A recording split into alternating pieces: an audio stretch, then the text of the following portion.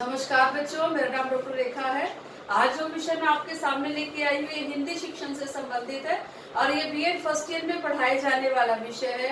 तो आज के विषय की अगर हम बात करें तो प्रोफेसर बी.एस. ब्लूम ने जो शिक्षण और अधिगम की प्रक्रिया के लिए उद्देश्य निर्धारित किए थे, उन उद्देश्यों की आज हम बात करेंगे। उद्देश्य हमारे देश के अनेक विश्वविद्यालयों में जो है प्रयोग किए जाते हैं शिक्षण और अधिगम के कार्य के लिए। तो आज हम प्रोफेसर बी.एस. ब्लूम द्वारा शिक्षण उद्देश्य की बात करेंगे। तो आइए देखते हैं कि प्रोफेसर बी.एस. ब्लूम ने कौन कौन से शिक्षण के उद्देश्य निर्धारित किए।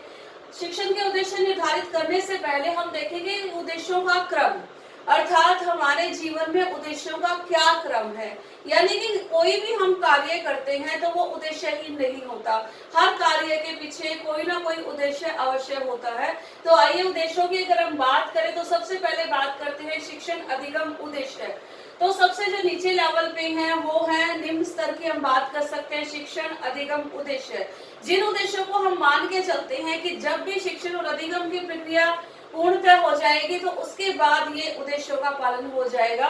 तो बहुत ही जैसे हम बात करें कि अगर एक बच्चे को एक अच्छा नागरिक बनाना है तो एक अच्छा नागरिक बनाना उसका हमारा लक्ष्य है और उस लक्ष्य की प्राप्ति के लिए हम बहुत सारे उद्देश्यों का पालन करते हैं। जैसे हम उसको बोलते हैं कि अपने कर्तव्यों का निर्वहन करो, अपने जो है आपके अपने अधिकारों का निर्वहन करो, हर चीज आपको एक अच्छे नागरिक बनने के लिए अच्छा कार्य करना चाहिए, समाज में अच्छी तरह से सबके साथ सामंजस्य स्थापित करना चाहिए। तो जितने भी छोटे छोटे कार्य हम करते हैं ये सभी उद्देश्यों में आते हैं और लक्ष्य क्या है कि एक अच्छा नागरिक बनाना, किसी भी प्राणी के को, किसी भी इंसान को। या एक थोड़ा सा उदाहरण मैं और देती हूँ, ठीक है। अब मान लो हमें डॉक्टर बनना है, हम डॉक्टर बनना चाहते हैं तो उसके लिए हमें क्या करना पड़ेगा, हमें सबसे पहले पीएमटी टेस्ट क्लियर करना पड़ेगा और उसके लिए तैयारी करनी पड़ेगी। तो ये सब कुछ क्या है, ये हमारे उद्देश्य है। और जब हम एक दिन डॉक्टर बन जाएंगे तो वो क्या होगा, वो हमारा लक्ष्य होगा।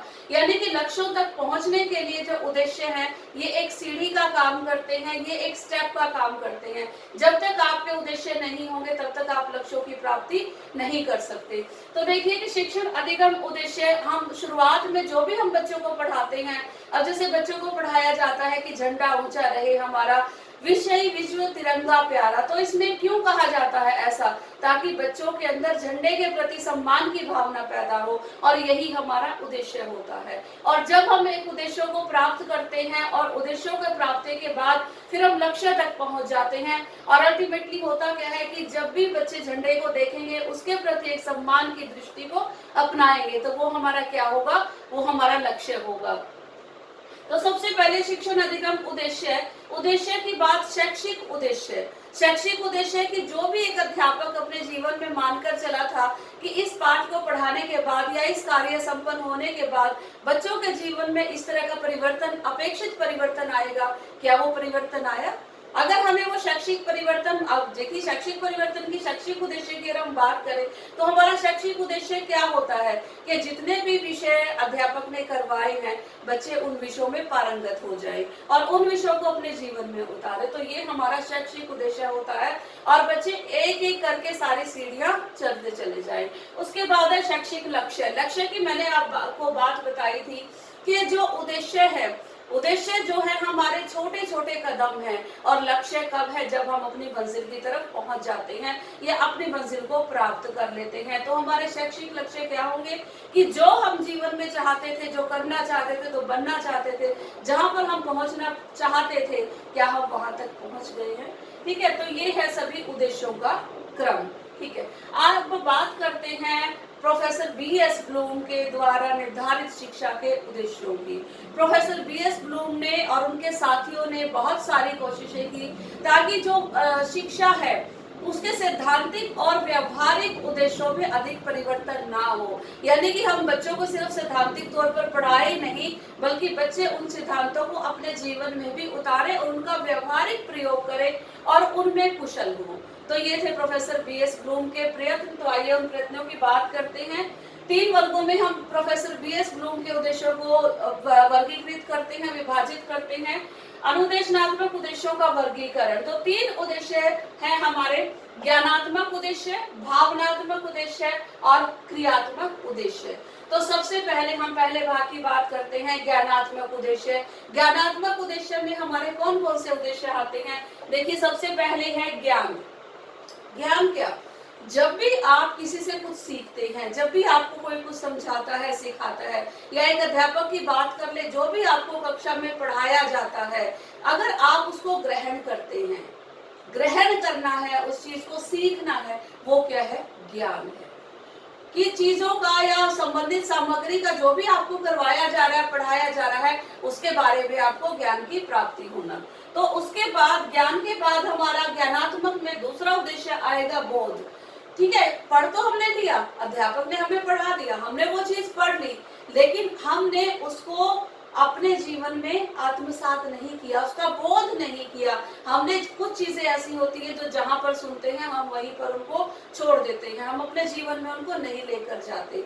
तो बोध है कि आप अपने अंदर उनको लेकर आइए, आप उनको जीवन में जो है वो उनको आत्मसात करें, वो सीखे चीजों को, सिर्फ सुनकर ही छोड़ ना दें।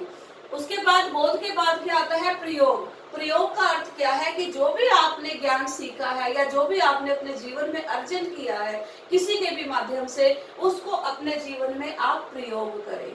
ठीक है, और प्रयोग जब भी आप किन चीजों को, सबसे पहली क्रिया क्या होगी? ज्ञानात्मक। दूसरी है बोधात्मक, यानी कि बोध, उन चीजों को आत्मसात करें, जीवन में उतारे, और जब तक आप उनका प्रयोग नहीं करेंगे तब तक आप उनको सीख नहीं पाएंगे। तो तीसरा जो है इनका उद्देश्य ज्ञानात्मक में, वो है प्रयोग, कि प्रयोग करें उस वस्तु का। अगर आप चाहते हैं कि जो भी ज्ञान आपका आपने सीखा है वो आपका स्थायी रहे जीवन में, तो पहले उन चीजों को प्रयोग करना सीखिए। प्रयोग के बाद हम बात करते हैं विश्लेषण की। अब प्रयोग ये नहीं कि आपको एक चीज सिखा दी गई और आपने वहीं तक सीमित रहे, ठीक है, वो नहीं रहना। कि जब भी आपने उसी प्रकार की कोई और परिस्थिति आ जाती है तो आपने उसका विश्लेषण करना है। अब मान लो किसी भी तरह के आपको सिखाया गया पेड़ के बारे में, तो विश्लेषण क्या है? विश्लेषण है, जब भी आप एक पेड़ को देखेंगे, अगर आप एक पूर्णतः देखेंगे तो आप पेड़ को देखेंगे, और अगर आप उसके सभी हिस्सों को देखेंगे, उसकी टहनियां हैं, उसके पत्ते हैं, और ठीक है, उसके फल हैं, तो वो सब चीजें क्या होगी? यानी कि अलग अलग तरह से हर चीज को देखना को हम कहते हैं विश्लेषण।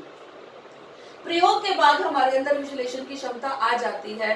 ठीक है, हम करना सीखते हैं, चीजों को एनालाइज करना सीखते हैं। और विश्लेषण के बाद हमारा अगला भाग है संश्लेषण। संश्लेषण का अर्थ है कि मैंने आपको, जैसे आपको पेड़ का उदाहरण दिया, कि जब भी आप एक जीवन में एक एक चीज को अलग अलग करके देखेंगे कि ये इसकी टहनियां हैं, ये पत्ते हैं, ये इसके फल हैं, तो उसके बाद जब भी आपको उनको संग्रहित करके देखना है, यानी कि टोटलिटी में, एक पूरे भाग में देखना है, तब आप क्या देखेंगे कि ये एक पेड़ है। या फिर समस्याओं को कभी भी जब आप पार्ट में ना सोल्व कर पाए तो आप उस समस्या को पूरा होल की तरह एक करके देखेंगे, संग्रहित करके देखेंगे, तो उसको हम क्या कहेंगे? संश्लेषण। कि आपने हर चीज को कंबाइन कर लेना है, इकट्ठा कर लेना है। ठीक है, और उसके बाद आएगा मूल्यांकन। मूल्यांकन का क्या अर्थ है? कि जो भी आपको सिखाया गया, जो भी आपको बताया गया, आपने उसको अपने जीवन में कितना उतारा। कोई भी काम हम करते हैं, कोई भी कार्य करते हैं, तो उसके बाद जैसे आपकी फीडबैक होती है, आपके एग्जामिनेशन होते हैं, पेपर होते हैं, तो वो क्या है? वो आपके लिए मूल्यांकन है कि आपने कितना ग्रहण किया, जो भी आपको दिया गया जीवन में, आपने उसको कितना उतारा। तो उसको हम क्या कहते हैं? मूल्यांकन कहते हैं। तो ज्ञानात्मक उद्देश्य में यहाँ तक थे हमारे ज्ञानात्मक उद्देश्य। अब ज्ञान आपने ग्रहण कर लिया है, ठीक है, इसके बाद हमारे आते हैं भावात्मक उद्देश्य। भावात्मक, जो हमारी भावनाओं से जुड़े हुए हैं। जैसे नाम से ही पता चल रहा है कि जो भी हमारे रिस्पोंड पर, जो हमारी अनुक्रिया पर, अनुक्रिया होती है कि कोई भी क्रिया होती है उसकी अनुक्रिया होती है। जीवन में कोई भी काम होता है तो वो एक तरफा नहीं होता। ठीक है, हम कहते हैं कि every action has a reaction. हम बात करते हैं तो इसी तरह से हर क्रिया की प्रतिक्रिया होती है, हर क्रिया की अनुक्रिया होती है। तो उसी प्रतिक्रिया और अनुक्रिया पर आधारित आपके भावात्मक उद्देश्य। तो देखिए, भावात्मक उद्देश्य को हम बात करेंगे ग्रहण करना, ग्रहण करना हम अध्ययन और शिक्षण की बात करते हैं, अधिगम और शिक्षण की बात करते हैं कि कोई भी चीज आपको जो जीवन में बताई जाए, मैंने अभी जो आपको उदाहरण दिया था कि झंडा ऊंचा रहे हमारा, ठीक है, इसको आपने सिर्फ अपने ज्ञानात्मक उद्देश्य तक नहीं रहने देना, इसको अपने जीवन में उतारना है, ग्रहण करना है, ये होगा हमारा भावात्मक उद्देश्य। उसके बाद अनुक्रिया, अनुक्रिया का मतलब क्या है कि जब भी समय पड़े, आपने ये नहीं है कि आपके झंडे का तिरस्कार हो रहा है, ठीक है, ये उदाहरण मैं लेकर चल रही हूँ और आप साइड में से ऐसे ही निकल रहे हैं, नहीं, उस पर अनुक्रिया करें जो भी आपको गलत लगता है, तभी बात होगी ना कि आपने उसको जीवन में उतारा है, भावनात्मक उद्देश्य में लिया है। उसके बाद है अनुमूल्यन, अनुमूल्यन को हम इंग्लिश में वैल्यूइंग भी कहते हैं कि आपने उस चीज का मूल्य आंकना है, आपने उसको जीवन में इस तरह से उतारना है कि आपने उसको एक मूल्यवान वस्तु मानना है, ठीक है, तो वो है अनुमूल्यन। उसके बाद बात करते हैं संगठन की। संगठन की जब भी जरूरत पड़ती है, जब भी आवश्यकता पड़ती है, आपने अपनी मानसिक शक्तियों को संगठित करना है एक चीज को सीखने के लिए। हम कहते हैं कि आप, कई बार क्या है कि बच्चे क्लास में पढ़ रहे होते हैं तो हम कहते हैं कि बेटे mentally you are not here, आप यहाँ पर नहीं हैं, ठीक है, फिजिकली आप यहाँ पर हैं लेकिन मेंटली नहीं है। तो यहाँ पर संगठन का मतलब है कि आपने अपनी सारी ज्ञानेंद्रियों को संगठित करके कोई भी काम करते हो तो वो आपको जीवन में अवश्य सफलता प्रदान करवाता है। उसके बाद है मूल्य पद्धति का विशेषीकरण। अब मूल्य पद्धति का विशेषीकरण क्या होता है कि जब भी आपको आवश्यकता पड़ेगी, आपको याद नहीं दिलाएगा कोई कि ये आपके कर्तव्य है, ये आपके अधिकार है, फिर ये आपको करना चाहिए और ये नहीं करना चाहिए। तो इस तरह से आपको स्वतः ही वो चीजें अपने आप ही आपके जीवन में आ जाएंगी, आपके आचरण में आ जाएंगी, आपके व्यवहार में वो चीजें आ जाएंगी अगर आप उनको जीवन में उतारते हैं। तो ये थे बच्चों दो उद्देश्यों की हमने बात करी, ज्ञानात्मक और भावात्मक। अब हम आखिरी उद्देश्य लेके चलते हैं, वो है क्रियात्मक उद्देश्य। और क्रियात्मक उद्देश्य जो है वो आपके प्रोफेसर बीएस ब्लूम और उनके सहयोगियों ने मिलकर ही बनाए थे और बाद में 6 उद्देश्य निर्धारित किए गए थे। तो क्रियात्मक उद्देश्य की अगर हम बात करते हैं तो सबसे पहला उद्देश्य है सहज गतियां। सहज गतियां क्या है? अगर आपको जीवन में कुछ कोई भी सिखाता है, कभी भी सिखाता है, तो चाहे ना चाहे जब भी आवश्यकता पड़ती है वो चीजें आपके व्यवहार में उभरती हैं, यानी कि कुछ चीजें हम स्वतः ही सीख जाते हैं, ठीक है, तो उनको हम कहेंगे सहज गतियां, यानी कि उनके लिए बहुत ज्यादा आपको एफर्ट नहीं करने पड़ते, बहुत ज्यादा कोशिशें नहीं करनी पड़ती। उसके बाद देखिए बुनियादी मौलिक गतियां। बुनियादी मौलिक गतियां कौन सी होती हैं हमारी? ये सारे के सारे क्रियात्मक उद्देश्य है जो हम करते हैं, ठीक है, साइकोमोटर डोमेन जिन्हें हम कहते हैं कि जिन्हें हम करके दिखाते हैं, जो हमारी बॉडीली एक्टिविटी से शो हो रहे हैं। अब तो पहले दोनों थे, ये आपके क्या थे? ये आपके आंतरिक उद्देश्य थे। अब क्रियात्मक उद्देश्य में आपकी बॉडी लैंग्वेज से वो चीजें पता चलेगी और आपके व्यवहार से वो चीजें पता चलेगी कि आपने उन चीजों को कितना सीखा है, कितना उतारा है। अब मैं बात करी थी बुनियादी मौलिक गतियां, तो बुनियादी गतियां वो गतियां हैं, अब जैसे कोई भी खुशी का काम होता है, कोई भी ऐसी चीज जो आपके घर में आती है और वो आपको बहुत ज्यादा पसंद है, तो आप क्या करते हैं? आप एकदम उछलते हैं, आप वाव कूदते हैं, ठीक है, चिल्लाते हैं खुशी के कारण।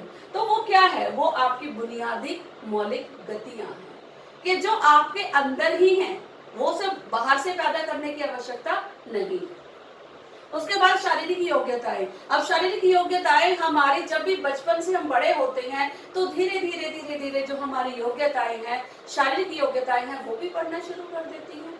अब जैसे हम छोटे होते हैं तो उन चीजों को कई बार उठा नहीं सकते, ठीक है, और बड़े होते हैं तो हमारी शारीरिक गतिविधियों के कारण, अब जैसे गेंद खेलना है, ठीक है, फुटबॉल खेलना है, तो इस तरह से जो गतिविधियां हैं वो जैसे जैसे हमारी शारीरिक क्षमता बढ़ती है उसके अनुसार ही हमारी योग्यताएं भी बढ़ जाती हैं।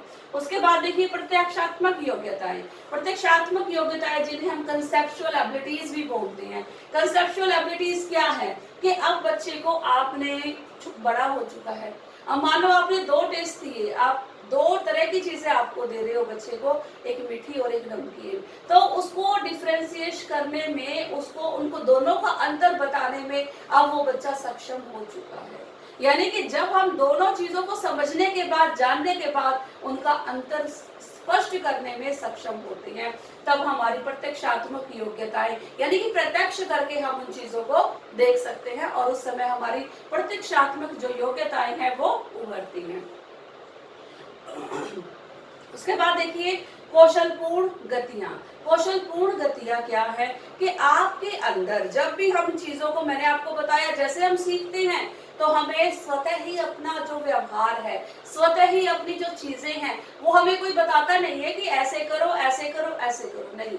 जिस समय जो भी परिस्थितियां होंगी, जब हम परिस्थितियों के अनुसार व्यवहार करते हैं, वो है हमारी कौशलपूर्ण गतियां, यानी कि अब हम स्किलफुल हो चुके हैं, अब हम कुशल हो चुके हैं, अब हम व्यवहार पारंगत हो चुके हैं। ठीक है। उसके बाद अवर्णित संप्रेषण।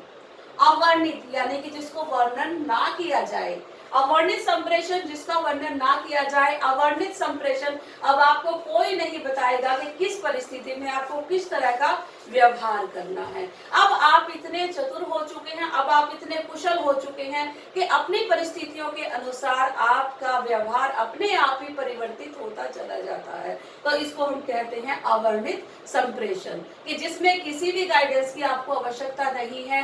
ठीक है। किसी को भी बताने की आवश्यकता नहीं है, कुछ भी जीवन में आपको कोई भी समझाने की आवश्यकता नहीं करेगा।